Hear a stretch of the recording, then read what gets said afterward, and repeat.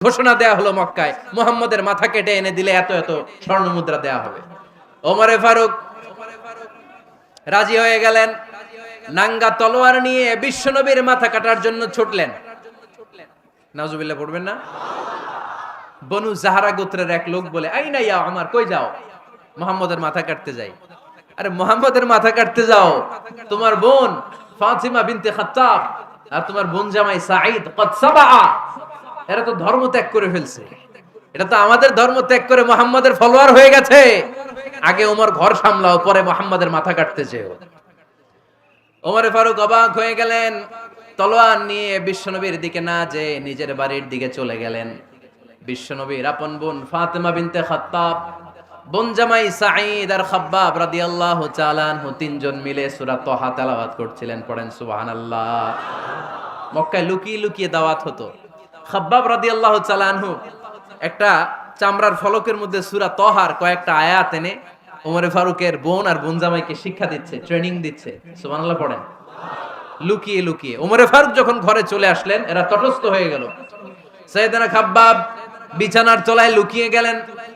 ওমরে ফারুক বললেন, দরজা খোলো। ফাতিমা বিনতে খাত্তাব দরজা খোলার পরে নির্মম ভাবে সাইয়েদনা ওমর রাদিয়াল্লাহু তাআলা আনহু বোনের গায়ে আঘাত শুরু করে দিল। বোন জামাইকে আহত করতে শুরু করলো আর বলতে শুরু করলো, তোরা পাগল হলি কেন? কি আছে ওই মুহাম্মাদের মধ্যে? কি জাদু নিয়ে এসেছে? সে যাই বলে লোকজন পাগল হয়ে যায়, সবাই তার উপর কালিমা পড়ে ঈমান এনে ফেলে। কি এমন জিনিস তোদের কাছে আছে যেটা দেখে মুহাম্মদকে তোরা ভালোবাসলি? কি আছে? কি পড়তেছিলি আমারে দেখা। ফাতেমা বলে, ইন্নাকা রিজসুন লা ইয়ামাসসুহু ইল্লাল মুতাহহারুন। ও আমার ভাই ওমর, তুমি নাপাক। তুমি কি? লা ইয়ামাসসুহু ইল্লাল মুতাহহারুন, পবিত্রতা অর্জন না করে এই কোরআন ধরা যায় না। সুবহানাল্লাহ পড়েন। ওমরে ফারুক গোসল করে আসলেন, কারণ ধাক্কা তো আগে কয়েকটা খাইছে। কথা বুঝেন নাই বোধহয়? প্রথমে দোয়ার ধাক্কা, পরে কোন সূরা দিয়ে ধাক্কা? হাক্কা দিয়ে ধাক্কা। 3 নম্বরে এখন আরেকটা ধাক্কা খাবে। গোসল করে আসলেন। ফাতিমা বিনতে খাত্তাব বললেন, গোসল যখন করে এসেছেন, এই নেন। ওমরে ফারুক এবার চামড়ার কাপড়ের মধ্যে সূরা তাহার প্রথম আয়াতের দিকে নজর করলেন। নজর করেই কোরআনের প্রেমে পড়ে গেলেন। পড়েন সুবহানাল্লাহ। ওমরে ফারুক পড়তে আরম্ভ করলেন, তাহা মা আনজালনা আলাইকাল কুরআনা লিতাশকা ইল্লা তাযকিরাতাল লিমান ইয়াখশা তানজিলাম মিম্মান খালাকাল আরদা ওয়াস সামাওয়াতিল উলা। সুবহানাল্লাহ পড়েন। উনি পড়তে আরম্ভ করলেন, তাহা মা আনজালনা আলাইকাল কুরআনা লিতাশকা, এই কোরআনকে আমি তোমাদের হতভাগ্য জাতি হিসেবে দুনিয়ায় থাকার জন্য পাঠাই নাই। এটা রব্বুল আলামিনের পক্ষ থেকে এসেছে। যারা রবকে ভয় করে তাদের জন্য আছে উপদেশ। যিনি আকাশ বানিয়েছেন, জমিন বানিয়েছেন, ওই আল্লাহ তাআলা নিজেই এই কোরআন পাঠিয়েছে। আওয়াজ করে পড়তে হবে, আল্লাহু আকবার। উনি খুব ভালো আরবি জানতেন। সূরা তাহা পড়ার পরে আর ধৈর্য ধারণ করতে পারে না। ওমরে ফারুক ছোট্ট বাচ্চার মতো কান্না শুরু করে দিলেন। আল্লাহু আকবার। সূরা তাহাটা হাতে নিয়ে, তলোয়ারটা হাতে নিয়ে বিশ্বনবীর দিকে ছুটতে আরম্ভ করলেন। আইনা মুহাম্মদ, কোথায় মুহাম্মদ? তোমরা আমাকে মুহাম্মাদের কাছে নিয়ে চলো। বিশ্বনবী তখন সাফা পাহাড়ের পাদদেশে দারুল আরকাম ইবনে আলকামের ঘরে লুকিয়ে লুকিয়ে কোরআনের দাওয়াত দিতেন। ওমরে ফারুককে পাগলের মতো ছুটে আসতে দেখে বিশ্বনবীর চাচা হামজা ইবনে আব্দুল মুত্তালিব বলল, নবী আপনি পালান। ওই যে খাত্তাবের বেটা ওমর আপনাকে অপমান করার জন্য, আক্রমণ করার জন্য তেড়ে এসেছে।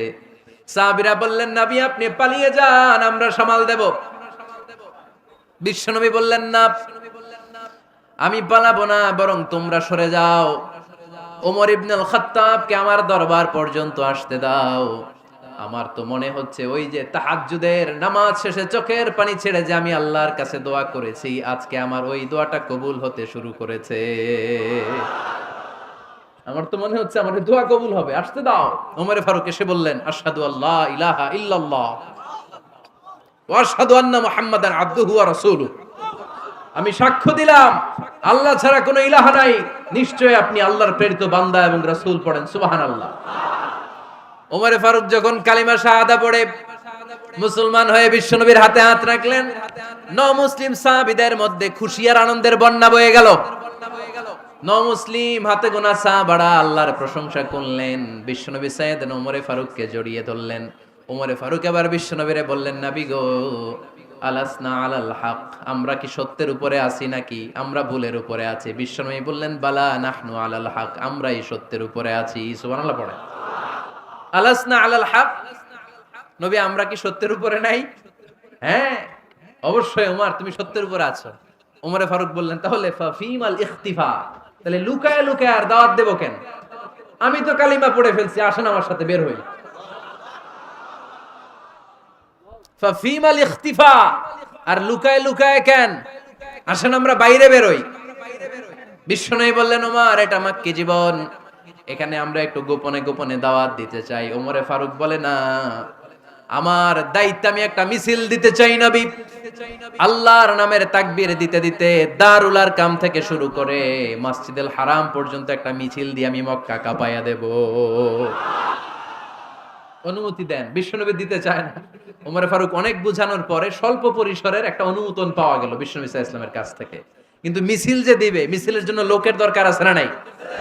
এখানে লোক নাই, আমি একাই মিছিল দিতেছি। এটা জমবে? মিছিল জমবে? খুঁজে উনি 11 জন মুসলিম সাহাবা পেলেন। কয়জন? ওমরে ফারুক বললেন, 11 জনই সই। এই 11 জন নিয়েই আমি আল্লাহর নামের তাকবীর দেব। 2 লাইন করলেন। কয় লাইন? 2 লাইন। পেছনে 6 জন, আর এই লাইনের নেতা বানালেন বিশ্বনবীর চাচা হামজাকে রাদিয়াল্লাহু তাআলা আনহু। আর সামনে 5 জন, তার আগে দাঁড়ালেন উনি নিজেই। তাহলে 6 6 12। বললেন, এই 2 লাইনই আমরা তাকবীর দিতে দিতে, বেশি না, এই দারুল আরকামের ঘর থেকে, আপনারা জানেন যে সাফা মারওয়া এখন যে সাই হয়, এই সাফার পাদদেশে ছিল দারুল আরকামের ঘর।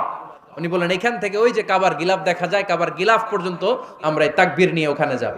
সুবহানাল্লাহ পড়বেন না? ওখানে উনি দাঁড়িয়ে ছোট্ট একটা ভাষণ দিয়েছিলেন। উনি বলেছিলেন, মান আরাদা আন তাসকুলা উম্মু ওয়া ইয়াতামা ওয়ালাদু ওয়া তারমিলা যাওজাতুহু ফালিয়াসুদ্দানি। খেয়াল করে শুনেন, কান দুইটা খরগোশের কানের মতো খাড়া করেন। উনি এক বাক্যের একটা ভাষণ দিলেন। ভাষণ দিতে জানলে বড় ভাষণ দেয়া লাগে না। এক বাক্যের ভাষণ দিয়ে গোটা বিশ্বকে ঝাঁকুনি মারা যায়। চিল্লায় বলো ঠিক কিনা? ওমরে ফারুক এক বাক্যের একটা ছোট্ট ভাষণ দিলেন। মান আরাদা আন তাসকুলা উম্মু, কে আছো মায়ের এই মক্কায়, কে আছো মায়ের বুক খালি করতে চাও? ইয়া আচামা ওয়ালাদু, কে আছো বাচ্চাগুলারে, নিজের সন্তানগুলোরে ইয়াতিম বানাতে চাও? কে আছো তারমিলা যাওজাতুহু, নিজের স্ত্রীকে বিধবা বানাতে চাও? ফালিয়া সুদ্দানি, বুকের পাটা থাকলে আমি ওমর রে থামাও। ফালিয়া সুদ্দানি, দেখি মক্কায় কার এত বড় বুকের পাটা। কে আছো মায়ের বুক খালি করতে চাও, সন্তান রে এতিম বানাতে চাও, স্ত্রীকে বিধবা বানাতে চাও? ফালিয়া সুদ্দানি, পারলে আমারে ঠেকাও। এই বলে উনি আল্লাহু আকবার, আল্লাহু আকবার, আল্লাহু আকবার বলে স্লোগান শুরু করে দিলেন। এক এক স্লোগানে মক্কার মরুজমিন থারথার করে কাঁপতে আরম্ভ করলো। এই মিছিল মক্কার কেউ দেয় নাই। মিছিলের আওয়াজ শুনে আবু জাহেল বাইরিস, উতবা বাইরিস, শাইবা, ওয়ালিদ ইবনে মুগিরা সব বের হইছে। কি রে, আমার এলাকায় এত বড় স্লোগান, কার এত সাহস? বের হয়ে দেখে মিছিলের সামনে ওমর। ওমর রে দেখে দিছে এক দৌড়। কারণ ওমরে ফারুককে থামানোর মতো বাপের বেটা মক্কায় দ্বিতীয়টা কেউ ছিল না। আওয়াজ করে বলেন ঠিক কিনা? ওমরে ফারুক আল্লাহু আকবার, আল্লাহু আকবার বলে স্লোগান দিতে দিতে মসজিদুল হারামের ভেতরে ঢুকে গেল। কাবার গিলাফ ধরার পরে সেদিন মিছিল থেমেছে। ওই আল্লাহর নামের স্লোগান সেদিন কেউ থামাতে পারে নাই, কিয়ামত পর্যন্ত কেউ থামাতে পারবে না। চিল্লায় বলো ঠিক কিনা?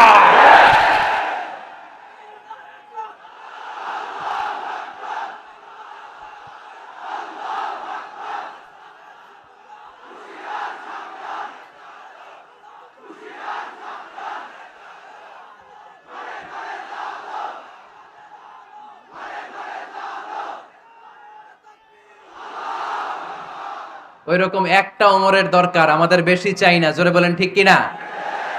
দাও খোদা দাও আমায় আবার ওমর দারাজ দিল, দাও খোদা দাও আমায় আবার উমর দারাজ দিল দাও আলীর মতো বীর সেনানী, আলীর মতো বীর সেনানী জাগাতে নিখিল দাও খোদা দাও আমায় আবার উমর দারাজ দিল। সুবহানাল্লাহ পড়েন।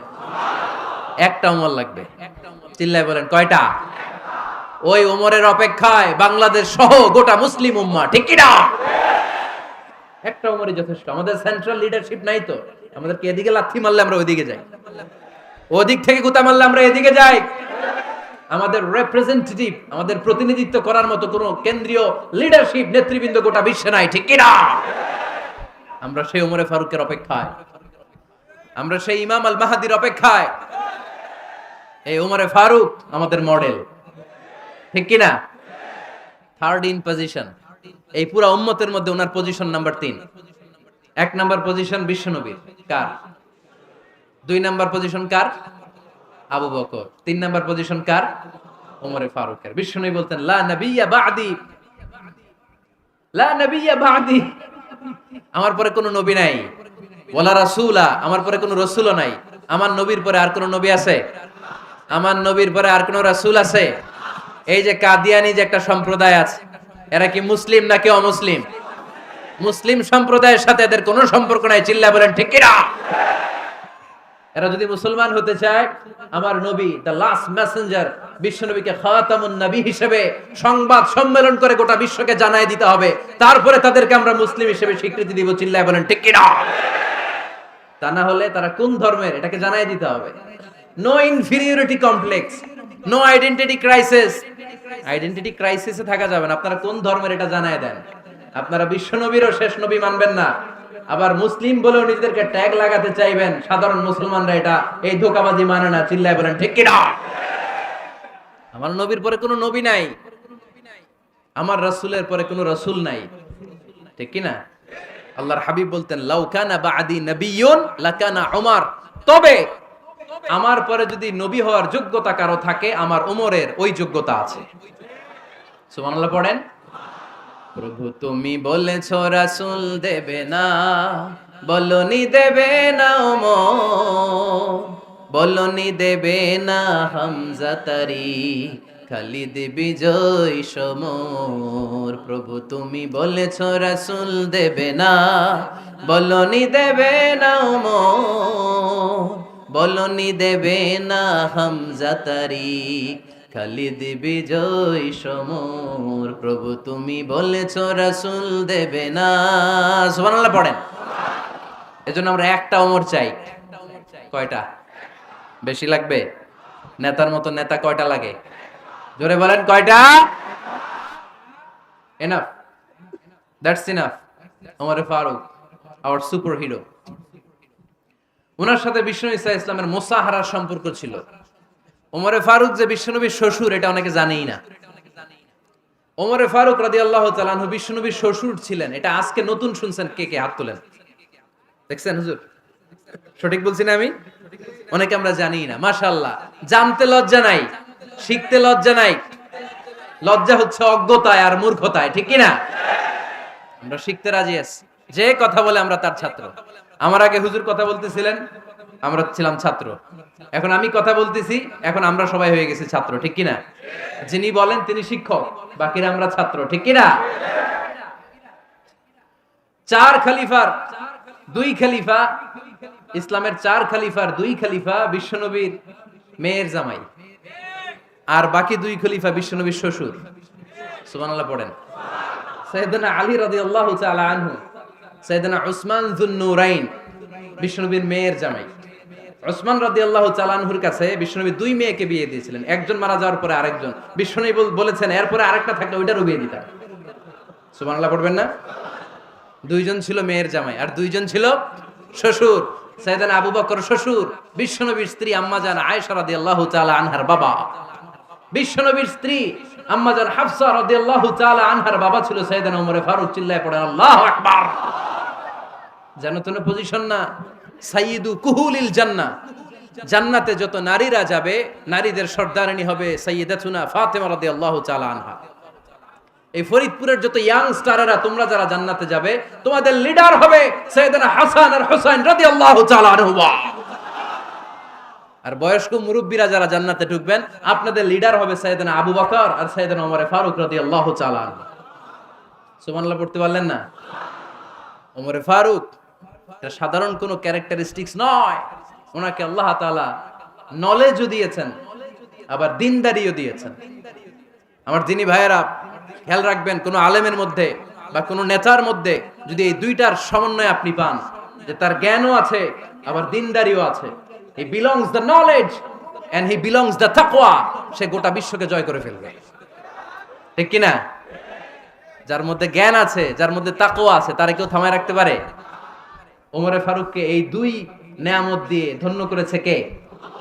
সহিহ বুখারীর বর্ণনা, বিশ্বনবী সাহাবীদের সামনে একটা স্বপ্নের কথা বলছেন।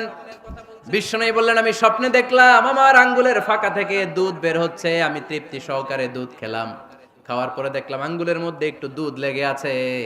আমার আঙ্গুলে অতিরিক্ত লেগে থাকা দুধটা আমি ওমরে ফারুকের মুখের মধ্যে লাগিয়ে দিলাম। সাহাবারা বললেন, ইয়া রাসূলুল্লাহ, ইয়া হাবিবাল্লাহ, মাযা আওয়ালতা বিহি, এই স্বপ্নের আপনি কি ব্যাখ্যা করলেন, আমরা তো বুঝলাম না। বিশ্বনবী বললেন, আওয়ালতু বিহি আল ইলম, আমি এই দুধ দিয়ে জ্ঞানের ব্যাখ্যা করেছি, কারণ ওমরকে আল্লাহ যেই জ্ঞান দিয়েছে গোটা বিশ্বের কাউকে এত জ্ঞান দেয় না। এজন্য স্বপ্নে যদি কেউ দেখেন যে আপনি দুধ খাচ্ছেন, তার মানে আল্লাহ তাআলা আপনার জ্ঞান বাড়ায় দিবে। ওমরে ফারুককে দুধ খেয়ে অতিরিক্ত দুধের অংশটা বিশ্বনবী আবু বকর রাদিয়াল্লাহু তাআলা আনহুর মুখে দেন নাই, সাইয়েদনা উসমানের মুখে দেন নাই, আলী রাদিয়াল্লাহু তাআলা আনহুর মুখে দেন নাই। স্বপ্নে ওই অতিরিক্ত লেগে থাকা দুধটা বিশ্বনবী ওমরে ফারুকের ঠোঁটের মধ্যে লাগিয়ে দিয়েছেন। এই হাদিস থেকে প্রমাণ হয় আল্লাহ তাআলা জ্ঞানের নেয়ামতে সাইয়েদনা ওমরে ফারুককে ধন্য করেছেন। আবার বুখারীর বর্ণনা, বিশ্বনবী সাল্লাল্লাহু আলাইহি ওয়াসাল্লাম আরেকটা স্বপ্নের বর্ণনা দিচ্ছেন। তিনি বললেন, তোমাদের সবাইকে স্বপ্নে আমার সামনে দাঁড় করানো হলো। আমি দেখলাম তোমাদের কারো জুব্বা নাভি পর্যন্ত, কারো জুব্বা হাঁটু পর্যন্ত, কারো জুব্বা টাকনু পর্যন্ত। ওমরে ফারুককে যখন স্বপ্নে আমার সামনে দাঁড় করিয়ে দেয়া হলো, আমি দেখলাম ওমরের জুব্বা এত লম্বা, ওমর টেনে হিচড়ে তার জুব্বা নিয়ে সামনে হেঁটে যাচ্ছে। সাহাবারা বললেন, ফামাযা আওয়ালতা বিহি ইয়া রাসূলুল্লাহ, ও আল্লাহর রাসূল, এই স্বপ্ন দিয়ে আপনি কি বোঝাতে চাইলেন, আমরা কিছু বুঝলাম না। বিশ্বনবী বললেন, আউয়ালতু বিহি আদ-দীন, আমি এই হাদিসের দ্বারা দ্বীনের ব্যাখ্যা করলাম, যার জামা যত লম্বা তার দ্বীনদারি তত বেশি। সুবহানাল্লাহ, আসতে পড়েন। স্বপ্নে দেখলেন কোন সাহাবীর জুব্বা নাভি, কোন সাহাবীর হাঁটু, কারোটা টাকনু, কিন্তু ওমরে ফারুকের জুব্বা এত লম্বা, ইয়াজুরু সাওবাহু, তিনি তার জুব্বা টেনে হিচড়ে যাচ্ছেন। বিশ্বনবী বললেন, এটা দ্বারা আমি দ্বীন, আমি তাকওয়া, দ্বীনদারি, তাকওয়া, এটার ব্যাখ্যা করেছি। তার মানে ওমরে ফারুকের তাকওয়ার সামনে সব তাকওয়া পানি হয়ে যাবে। কোন সুবহানাল্লাহ। আল্লাহ তাআলা সাইয়েদনা ওমরে ফারুককে দ্বীনের জ্ঞান দিয়েছেন, তাকওয়া দিয়েছেন।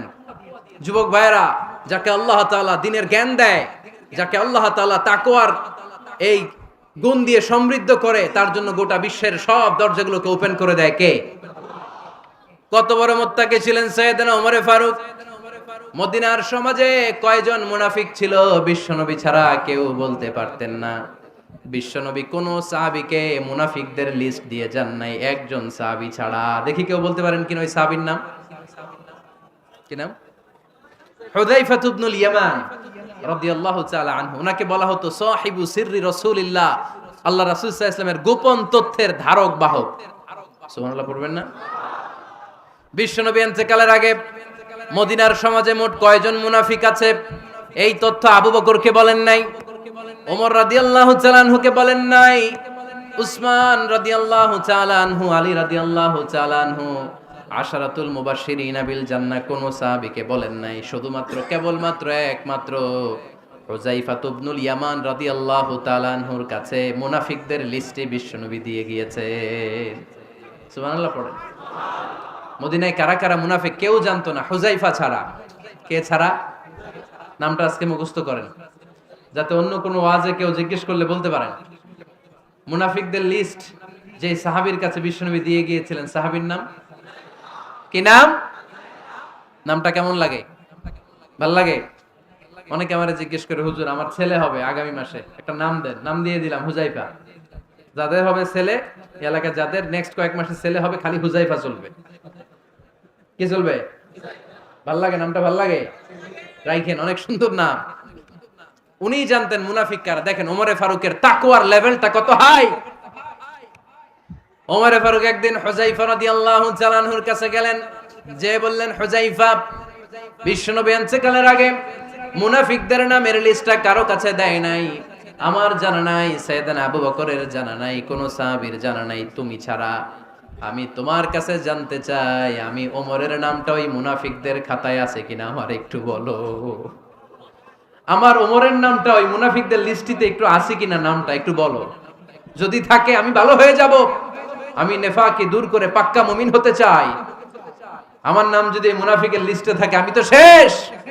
হুজাইফা চোখের পানি ছেড়ে দিয়ে বলে, আমিরুল মুমিনিন, কেমন প্রশ্ন করলেন আপনি? আপনি বিশ্বনবীর শ্বশুর। এই উম্মতে আপনার পজিশন 3 নাম্বার। আপনারে মুনাফিকরা ভয় পায়, শয়তান আপনারে ভয় পায়।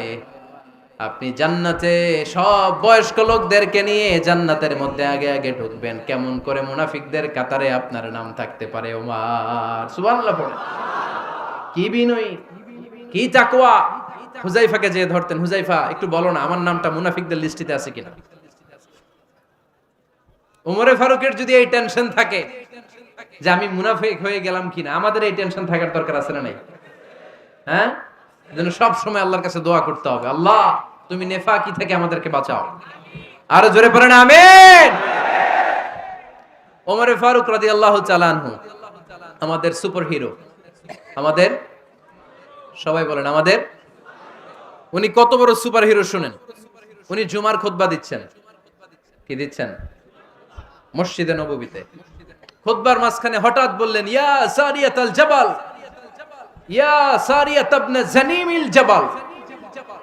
এই কথা বলেই আবার খুতবা দিতে শুরু করলেন। ওনার এই ইয়া সারিয়াত ইবনে জানিমিল জাবালের সাথে আগের কথারও কোনো মিল নাই, পরের কথারও কোনো মিল নাই। জুমার নামাজের পর মুসল্লি সাহাবারা ধরলেন, বললেন, ইয়া আমিরাল মুমিনিন। খুতবার মাঝখানে হঠাৎ করে ইয়া সারিয়াত ইবনে জানিমিল জাবাল বলে আপনি চিৎকার করলেন কেন? আপনার এই বাক্যের সাথে আপনার খুতবার আগের বাক্যের কোনো মিল নাই, আপনার খুতবার পরের বাক্যেরও কোনো মিল নাই। এই কথা আপনি কারে বললেন? কারে উদ্দেশ্য করে বললেন? এই কথার তাৎপর্য কি আমাদেরকে বুঝিয়ে বলেন। ওমরে ফারুক বললেন, আমি যখন খুতবা দিচ্ছি আমি দেখতে পেলাম ওই যে কয়েক মাস আগে আমি আমার মুসলিম সেনাবাহিনী পারস্যে আক্রমণের জন্য পাঠিয়েছি, বর্তমান ইরানের ওই বিশাল এলাকাতে পারস্যে আমি আমার ব্যাটালিয়ন পাঠিয়েছি।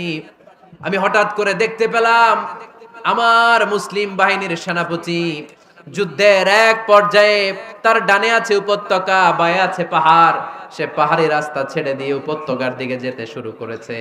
আমি দেখতে পেলাম আমার মুসলিম বাহিনী যদি উপত্যকার দিকে ছুটে বেড়ায়, কাফির মুশরিকরা আমার মুসলিম বাহিনীকে কচুকাটা করে ফেলবে। তাই আমি এখান থেকে তাদেরকে কমান্ড দিয়ে বলেছি, ইয়া সারিয়াতাল জাবাল, উপত্যকার দিকে নয় পাহাড়ের দিকে যাও, তাহলেই তোমাদের বিজয় নিশ্চিত হয়ে যাবে। উপত্যকার দিকে যেও না, ইলাল জাবাল, ইলা সারিয়াতিল জাবাল, পাহাড়ের দিকে ছোট। সাহাবারা অবাক, ঘটনা কি? উনি বসে আছেন মদিনায় মসজিদে নববীর মিম্বারে দাঁড়িয়ে, উনি যদি ইয়া সারিয়াতাল জাবাল বলে, এটা কি ইরানে যাবে নাকি? ও মিয়া, তখনকার সময়ে বর্তমানের মতো মোবাইল ছিল নাকি? ইন্টারনেট ছিল নাকি? কিছু ছিল? খালি মুখে আমি যদি বলি ইয়া সারিয়াতাল জাবাল, এটা ইরানে যাবে? ইন্ডিয়া যাবে? ঢাকায় তো যাবে না, ফরিদপুর শহরেই তো বসবে না, ঠিক কিনা? কিন্তু এটা আমিরুল মুমিনিন বিশ্বাসী সাহাবারা বিশ্বাস করে নিল। কিছু মুনাফিক ছিল, এরা কয় না ঝামেলাস, এটা তো সম্ভব না। এক কাজ করি, এই সেনাপতি যখন বিজয়ী বেশে মদিনায় ফিরে আসবে, আর আমরা ধরবো। এরা দিন গুনতে লাগলো, এই সেনাপতি মুসলিম বাহিনী নিয়ে পারস্য জয় করে কবে ফিরে আসবে? এই মুনাফিকের দলগুলো কখনো সেনাবাহিনীকে অভ্যর্থনা জানাতে যেত না, কিন্তু এইবার সবার আগে মদিনার উপকণ্ঠে যে সেনাপতিদেরকে অভ্যর্থনা জানানোর জন্য ফুল নিয়ে রেডি। ফুল নিয়ে দাঁড়ায় সেনাপতি ঢুকার সাথে সাথে ধরছে, এই সেনাপতি কোত্থেকে আসছে? কয় পারস্য জয় করে আসছি। কয় এমন এমন দিন, জুমার দিন দুপুর বেলা যুদ্ধের মাঝখানে আমিরুল মুমিনিনের কণ্ঠের কোন কথাবার্তা শুনছো নাকি? সেনাপতি অবাক, কয় তোমরা জানলা কেমনে? শুনছি তো। সুবহানাল্লাহ পড়বেন না? আমরা যুদ্ধে একটা ভয়ঙ্কর অবস্থার মধ্যে ছিলাম, পেছন থেকে শত্রু আমাদেরকে আক্রমণ করতে শুরু করে দিল। ডানে যাব না বায়ে যাব, সামনে যাব নাকি পেছনে যাব, রাস্তা খুঁজে পাচ্ছি না। ডান দিকে ছিল আমাদের উপত্যকার রাস্তা, বাঁ দিকে ছিল পাহাড়ি পথ। আমরা সোজা পথ হবে মনে করে উপত্যকার দিকে ছুটতে আরম্ভ করলাম। হঠাৎ করে আমিরুল মুমিনিনের কণ্ঠ বজ্র কণ্ঠে আমার কানের মধ্যে ভেসে আসলো। আমার মনে হলো আমিরুল মুমিনিন কেমন যেন আমাকে কমান্ড দিচ্ছেন আর বলছেন, ইয়া সারিয়াতাল জাবাল, ডান দিকে উপত্যকার পথে নয়, তাড়াতাড়ি পাহাড়ের দিকে সৈন্য বাহিনী নিয়ে উঠে যা। পাহাড়ের দিকে, ডানে না। This is wrong track and this is the right track. ওই দিন যদি ওমরে ফারুকের ওই গাইডলাইন, আমিরুল মুমিনিনের কমান্ড যদি আমি না শুনতাম, আজকে বিজয়ের বেশে ফিরতেও পারতাম না, আমাদের চেহারাও তোমরা দেখতে পেতে না। ওমরে ফারুকের ওই কমান্ড, ওই গাইডলাইন অদৃশ্য থেকে শোনার কারণে ওই পারস্যের মধ্যে আমাদেরকে সেই যুদ্ধে বিজয় দান করেছে কে? দিস ইজ ওমরে ফারুক, দিস ইজ ওমরে ফারুক। বিশ্বনবী বলছেন, ওমর মা লাকিয়াকা শাইতানু সালিকান ফাজ্জান ইল্লা সালাকা ফাজ্জান গায়রা ফাজ্জিক। ওমর, শয়তান ইবলিস যদি তোমারে কোনো রাস্তা দিয়ে হাঁটতে দেখে, শয়তান ওই রাস্তা রেখে দিয়ে অন্য রাস্তা দিয়ে হাঁটে। সুবহানাল্লাহ বাড়িতে যায় বললেন। কে বলতেছে? বিশ্বনবী। কার ব্যাপারে? ওমরে ফারুকের ব্যাপারে। শয়তান যদি দেখে যে ওমরে ফারুক এই রাস্তা দিয়ে হাঁটতেছে, শয়তান ওই রাস্তা রেখে দিয়ে অন্য রাস্তা দিয়ে হাঁটে। সুবহানাল্লাহ পড়েন। রাত্রিবেলা আমরা আমাদের বাচ্চা ছেলে মেয়েদেরকে যখন খাওয়াই, বাচ্চারা খেতে চায় না, এরকম হয় আপনাদের ফরিদপুর এলাকায়? হ্যাঁ, এই এলাকায় হয় নাকি? খেতে চায় না বাচ্চারা, এই চকলেট দেখায়া, এই মিনা কার্টুন দেখায়া, এইটা সেইটা এগুলো সেগুলো বলে, গল্প টল্প বলে ভুলায়া খাওয়ানো লাগে, তাই না? তারপরও খায় না। আমারও ছোট মেয়ে আছে, খেতে চায় না, এইটা সেইটা এমনি সেমনে খাওয়ানো লাগে। তো শেষে না পেরে মা বাবা বলতে বাধ্য হয়, ওই যে ভূত আসতেছে, ভূত, তাড়াতাড়ি তাড়াতাড়ি খাও, নাহলে যে ভূত ধরবে তোমারে। ওই যে বাঘ আসতেছে, বাঘ, তাড়াতাড়ি খাইলে নাহলে বাঘে কামড়াবে। বলি না আমরা? আপনারা কি বলেন? ভূত। আর কি বলেন?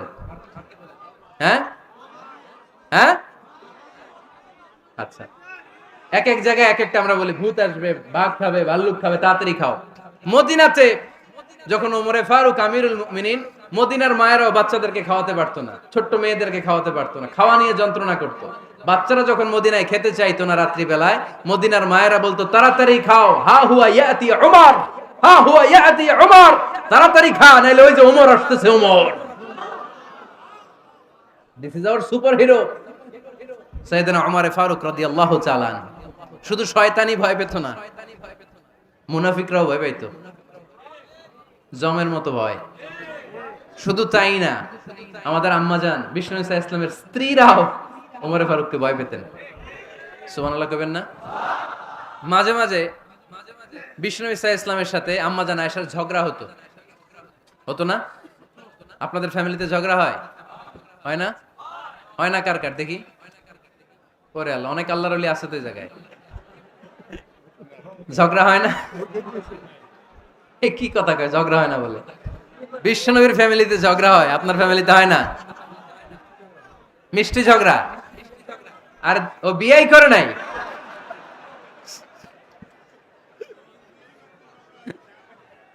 ঝগড়া তো হবেই, দাম্পত্য জীবনের মজাটাই তো এখানে। কখনো ঝগড়া, কখনো আনন্দ, একটু বৃষ্টি, একটু রোদ, একটু হাসি, একটু কান্না, ভালো লাগা ভালোবাসা শেয়ার করে নেয়া, মিলেমিশে একাকার হয়ে যাওয়া, ঠিক কিনা? তো আল্লাহর হাবিব সাল্লাল্লাহু আলাইহি ইসলামের সাথে আম্মাজান আয়েশার ঝগড়া হতো। তো একদিন ঝগড়া হয়ে দুইজন রেগে আছে। খবরদার দুইজন রেগে থাকবেন না, আবার একজন রাগলে আরেকজন থেমে যাবেন। কারণ এই ছোট্ট ঝগড়া থেকে এটা অনেক সময় বিচ্ছেদের দিকে গড়ায়। আমার প্রিয় ফরিদপুরবাসী, ভাবি রেগে গেলে আপনি রাইগেন না, ওই দিন আপনি একটু ঠান্ডা থাকেন। আবার আপনি রেগে গেলে, আমার মাইকের আওয়াজ যদি ভাবিরা শুনেন, আপনারা রেগে যায় না, একটু ঠান্ডা থাকবেন। দুইজনে রেগে গেলে তো তৃতীয় বিশ্বযুদ্ধ শুরু হবে, তাই না? একজন রেগে গেলে আরেকজন ঠান্ডা। কারণ এই সামান্য ঝগড়া থেকে ইগোর কারণে এটা বিচ্ছেদ আর ডিভোর্স পর্যন্ত গড়ায়। আর শয়তান এখানে উস্কানি দেয়, কারণ ইমানদারদের ফ্যামিলি ভাঙতে পারলে শয়তান সবচেয়ে বড় খুশি হয়। আর ইমানদারদের ফ্যামিলি টিকে থাকলে খুশি হয়ে যায় কে? আম্মা জান আয়েশা রাদিয়াল্লাহু তাআলা আনহার সাথে বিষ্ণু ইসলামের ঝগড়া হতো মাঝে মাঝে। একবার ঝগড়া হলো, বিষ্ণু ইসলামের রাগ, আম্মা জান আয়েশাও রাগ। তো বিষ্ণু বললেন, আয়েশা, ঝগড়া করে আর কতক্ষণ থাকবো, আসো মিটমাট করি। আয়েশা রাদিয়াল্লাহু বললেন, ঠিক আছে মিটমাট করব। তো বিষ্ণু ইসলাম বললেন, মিটমাটের জন্য কারে ডাকবো? ওমরে ডাকি। কয় না, ওমরে না, ওমরু গালিজ, ওমর অনেক রাগে, আমার ডর লাগে। কয় তাহলে তোমার আব্বারে ডাকি। কয় ডাকেন। কি খুশি! মেয়েদের মধ্যে অভ্যাসটা আছে না নাই? তাহলে তোমার আব্বারে ডাকি, ডাকেন। ডেকে নিয়ে আসা হলো। আবু বকর রাদিয়াল্লাহু তাআলা আনহু দাঁড়ালেন, আম্মা জান আয়েশা দাঁড়ালেন, বিশ্বনবীও দাঁড়ালেন। বিশ্বনবী বললেন, আয়েশা, তোমার আব্বা আসছে, এবার ঘটনা খুলে বলার পালা। তুমি বলবা নাকি আমি বলবো? আম্মা জান আয়েশা বললেন, আপনি বলেন, তবে ওয়ালা তাকুল ইল্লা হাক্কান, যেটা ঘটছে ওইটাই বললেন, মিথ্যা কথা কইেন না। আবু বকর রাদিয়াল্লাহু তাআলা আনহু রেগে মেগে আগুন। কি এই কথা তুমি কেমন করে বলো? বিশ্বনবী কি মিথ্যা কথা কখনো বলবে? রেগে মেগে দিলেন মেয়ের গালে এক চড়। বানিয়ে বলতেছি না, মুসনাদ আহমদ ইবনে হাম্বলের হাদিস। বাবার হাতের থাপ্পড় খেয়ে আম্মা জান আয়েশা উল্টে পড়লেন। সাইয়েদনা আবু বকর রাগে গড়গড় করছেন, আবার মারার জন্য তেড়ে গেলেন। এবার বাঁচার জন্য আম্মা জান আয়েশা বিশ্বনবীর পিছনে যে আশ্রয় নিলেন, বিশ্বনবী বাঁচানোর জন্য দুই হাত মেলে দাঁড়িয়ে গেলেন। পড়েন সুবহানাল্লাহ। বিশ্বনবী যখন দুই হাত মেলে দাঁড়িয়ে গেলেন, সাইয়েদনা আবু বকর রাদিয়াল্লাহু আনহু থেমে গেলেন। সাইয়েদনা আবু বকর রাদিয়াল্লাহু তাআলা আনহু ঘর থেকে বের হয়ে বারান্দায় দাঁড়ালেন। পড়েন সুবহানাল্লাহ। এবার বিশ্বনবী আম্মা জান আয়েশার কাছে যেয়ে বলেন, ইয়া আয়েশা, কাইফা রাআইতিনি আনকাসতুকি মিনার রাজুল, দেখছো কেমনে বাঁচাইলাম? আমি না থাকলে ভর্তা বানাই ফেলতো আজকে। আমি বাঁচাইছি তোমারে, আমি, আমার লগে ঝগড়া করো তুমি। লজ্জায় পড়ে আম্মা জান আয়েশা খিলখিল করে হেসে দিলেন, বিশ্বনবীও হেসে দিলেন। দুইজনের হাসির মধুর আওয়াজ শুনে সাইয়েদনা আবু বকর বাইরে থেকে অবাক, কিরে এতক্ষণ না ঝড় তুফান, এখন দেখি হাসি। সালাম দিয়ে অনুমতি নিয়ে ভিতরে ঢুকলেন। ঢুকে দেখেন আম্মা জান আয়েশাও হাসে, বিশ্বনবীও হাসে। এই হাসি দেখে আবু বকর রাদিয়াল্লাহু আনহু হেসে দিলেন। আরশের উপর থেকে খুশি হয়ে গেলেন কে? এবার সাইয়েদনা আবু বকর রাদিয়াল্লাহু তাআলা আনহু বললেন, ইয়া রাসূলুল্লাহ, আশরিকানি ফি সিলমিকুমা কামা আশরাকতুমানি ফি হারবিকুমা। ও নবী, যুদ্ধ লাগলে, দুইজন যুদ্ধ লাগলে মীমাংসার জন্য যেমনি আমারে ডাকেন, এরকম হাসি আর আনন্দের মুহূর্তেও আমারে একটু ডাইকেন। আশরিকানি ফি সিলমিকুমা কামা আশরাকতুমানি ফি হারবিকুমা। নবী, আপনাদের মধ্যে ঝগড়া লাগলে সন্ধি করার জন্য আমারে যেমনি ডাকেন, আপনাদের হাসি খুশি আনন্দ খুনসুটি এই মজাদার মুহূর্তগুলোতে আমারে বঞ্চিত রাখেন না, আমার একটু ডাইকেন। সুবহানাল্লাহ পড়েন। এই মুসনাদে আহমদ ইবনে হাম্বলের হাদিস শোনার উদ্দেশ্য হচ্ছে, বিশ্বনবী প্রথমে ওমর ফারুকের নাম বলেছিলেন। সাইয়েদনা আয়েশা বলে, না, আমি ডরাই। হাইবাত, দিস ইজ কল্ড হাইবাতু উমর। একবার বিশ্বনবীর সব বিবিরা ধরলেন, ও নবী, আমাদেরকে এটা দেন, ওইটা দেন, ঘরে এটা নাই, ওইটা নাই, ওইটা নাই। বিশ্বনবীকে, আমার কাছে কিচ্ছু নাই। যদি এমনি আমার বউ হয়ে থাকতে চাও থাকো, তাহলে তা না হলে যা লাগবে কিনে দেব, সাথে সাথে তালাকও দিয়ে দিব। কিছু দিতে পারবো না, আমার নাই তো, সামর্থ্য নাই। কিন্তু বিবিরাও ছাড়া না, এটা দেন, ওইটা দেন। বিশ্বনবী রহমতের নবী, বিবিদেরকে বুঝাতেও পারেন না। বিবিরা আবদার করতেছে, নবী এটা লাগবে, ওইটা লাগবে। ইন দ্য মিন টাইম বিশ্বনবী একজনের সালাম শুনতে পেলেন। কে যেন দরজায় দাঁড়িয়ে বলতেছে, আসসালামু আলাইকুম। বিশ্বনবী দরজার দিকে তাকালেন, তাকিয়ে বললেন, ওয়া আলাইকুমুস সালাম। আর বুঝতে পারলেন এটা আমার ওমরের সালাম। সালাম দেওয়ার পরে বিবিদের দিকে তাকায় দেখে একজন বিবিও নাই, সব অন্দরমহলের ভিতরে দৌড়। সুবহানাল্লাহ পড়তে পারলেন না? This is our super hero Omar. এরকম ওমর একটা লাগবে। চিল্লায় বলেন, কয়টা? একটা ওমর গোটা বিশ্বকে সোজা করে দিবে। একটা ওমর সবল আর দুর্বলের সব পার্থক্য দূর করে দিবে। মাজলুমের উপর জালিমের অত্যাচারের অবসান ঘটায় দিবে। গোটা বিশ্বটাকে সাম্য, মৈত্রী, ভালোবাসার, ইনসাফ দিয়ে পরিপূর্ণ করে দিবে। সেই উমরের অপেক্ষায় আমরা। নিজের ছেলেকে 80টা বেত মেরেছেন। কয়টা? 80টা বেত মেরেছে। এই ব্যাপারে অনেকগুলো বর্ণনা পাওয়া যায়। সবচেয়ে সহিহ বর্ণনা হচ্ছে মুয়াত্তা ইমাম মালিকের বর্ণনা। ওমরে ফারুক রাদিয়াল্লাহু তাআলা আনহুর ছেলে আব্দুর রহমান মারুফুন বিআবি শাহমা ছিলেন মিশরে। ওখানে নাবিজ খেয়েছিলেন। নাবিজ হচ্ছে আরব দেশের লোকেরা দুধের মধ্যে শক্ত খুরমা রাত্রেবেলা ঢেলে দিত। ঢেলে দিলে সারা রাত ওই খুরমার রসটা দুধের সাথে মিশে দুধটা লাল হয়ে যেত। এটারে সকালবেলা খেত, খুব সুস্বাদু। এটাকে বলে নাবিজ। কিন্তু এটা রাতে ভিজাইলে সকালেই খাইতে হয়, রেখে দিলে আবার একটু সমস্যা হয়। এটা অনেকটা তারির মতো হয়ে যায়, মাতলামি চলে আসে। তো ওমরে ফারুকের ছেলে নাবিজ খেয়েছেন, মদ খাননি, নাবিজ। কিন্তু নাবিজ খাওয়াতে সাকরান চলে এসেছে। সাকরান চলে আসাতে এটা যখন প্রমাণিত হয়েছে, আমর ইবনে আল আস রাদিয়াল্লাহু তাআলা আনহু নাকি 80 বেত মেরেছেন মিশরে। কয় বেত? নিয়ম হচ্ছে সবার সামনে, কিন্তু সবার সামনে না মেরে একটু গোপনে মেরেছে। এই তথ্য যখন ওমরে ফারুকের কাছে এসেছে, উনি বললেন না, মারতে হবে সবার সামনে, আলাদা মারলা কেন? ও মদিনায় ফিরে আসলে আমি আবার 80টা মারব। মদিনায় ফিরে আসার পরে সাইয়েদনা ওমরে ফারুক ওই আগের 80টারে আর ধরেন নাই, নিজ হাতে আবার 80টা বেত মেরেছেন। এই বেত মারার 1 মাস পরে এই আবু শাহমা ইন্তেকাল করেছে। অনেক ঐতিহাসিক বলে এই বেতের আঘাতে মরেছে, কেউ কেউ বলেছে নিজের রোগের কারণে মরেছে। কিন্তু দিস ইজ দ্য ইনসাফ সিস্টেম অফ উমর। নিজের ছেলে বলে ছেড়ে দেয় নাই। এখন নিজের ছেলে হইলে 7 খুন মাফ, নেতার ছেলে হইলে 10 খুন মাফ, এলাকার মোড়লের ছেলে হইলে 10 খুন মাফ। নো পার্সিয়ালিটি ইন ইসলাম। ইসলামে পার্সিয়ালিটি নাই। আপনি নেতার ছেলে হন, আপনি বিজনেস ম্যাগনেটের ছেলে হন, আপনি যেই হন না কেন, ইসলামের দৃষ্টিতে সবাই সমান। চিল্লায় বলেন ঠিক কিনা? বানু মখজুমিয়া গোত্রের এক নারী চুরিতে ধরা পড়ল। সাহাবারা বললেন, নবী, মদিনার সবচেয়ে ভেরি প্রেস্টিজিয়াস এন্ড ডিগনিফাইড ফ্যামিলির মেয়ে, আপনি হাত কাটেন না, কারণ ইসলামের নিয়ম চুরি করলে কি কেটে দাও। বিশ্বনবী বললেন, বলো কি?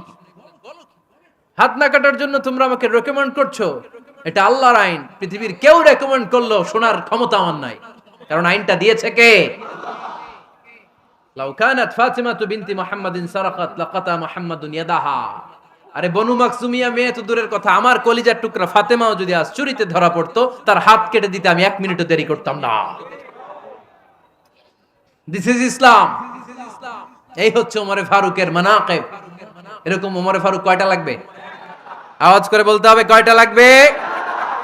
একটা লাগবে। এই সাইয়েদনা ওমরে ফারুক মদিনার প্রথম চিফ জাস্টিস ছিলেন। সর্বপ্রথম উনার পরামর্শে সাইয়েদনা আবু বকর রাদিয়াল্লাহু তাআলা আনহু কোরআনকে সংকলন করেছেন।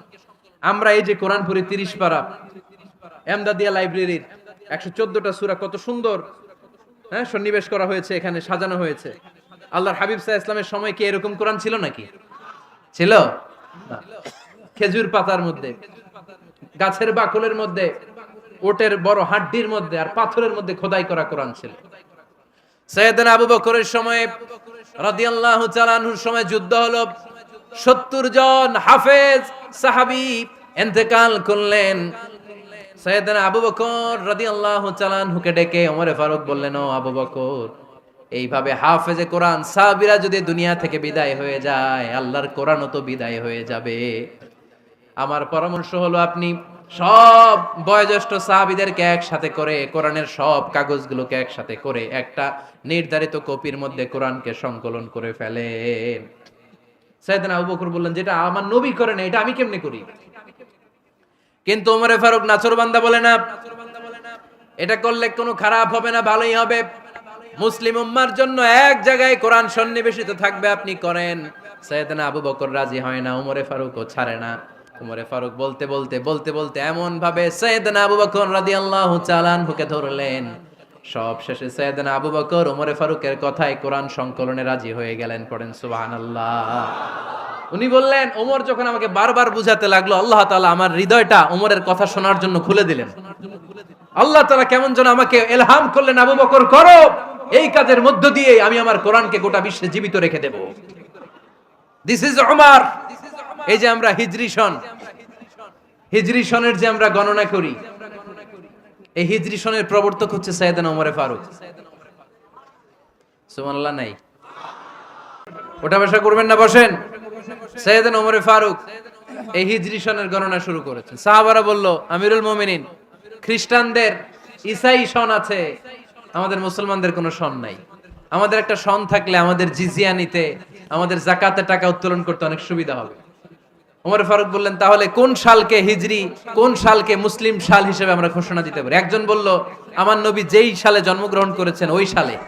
ওমর ফারুক বললেন, না, আমার নবীর জন্ম আমাদের জন্য খুশির দিন, কিন্তু এটা আমাদের জন্য প্রেরণা নয়। প্রেরণা নবীর কাজে, ঠিক কিনা? আরো কিছু সাহাবারা বলল, তাহলে যেই সালে আমার নবী ইন্তেকাল করেছে ওইটারে প্রথম সাল ধরেন। ওমর ফারুক বললেন, না, যেদিন তিনি ইন্তেকাল করেছেন এটা আমাদের দুঃখের দিন, এটা আমাদের প্রেরণা নয়।